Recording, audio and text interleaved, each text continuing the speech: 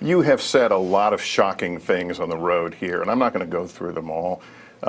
It no longer shocks us. But last night, you used a pretty vulgar term, repeating something someone in the crowd had said. And I'm wondering to myself, would you say that as President of the United States? No, with that seal on the podium? Much different, much different. So are you going to be a different guy as President than the one we see out here? Just so he is, I went to the best school. I had, I was a good student. I have an uncle who was one of the top professors at MIT. I mean, there's a good gene pool right there.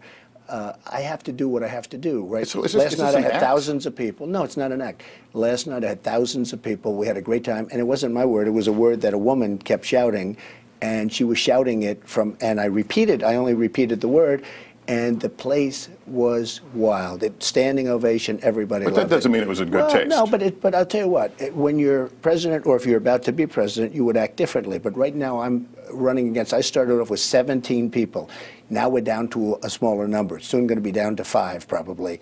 A lot of people. And you want to do, I mean, it's not a question of acting. I want to be different. You're being hit from 15 different sides.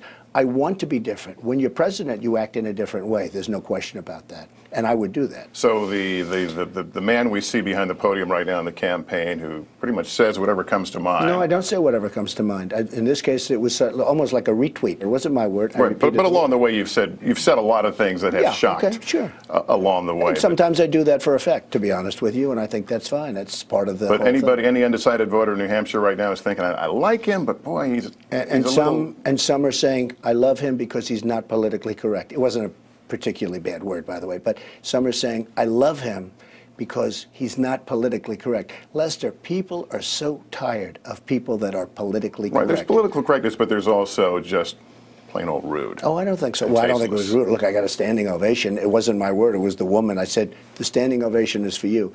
I got a standing ovation. The place was having a good time. We're having a good time. We have to have a little bit of a good time.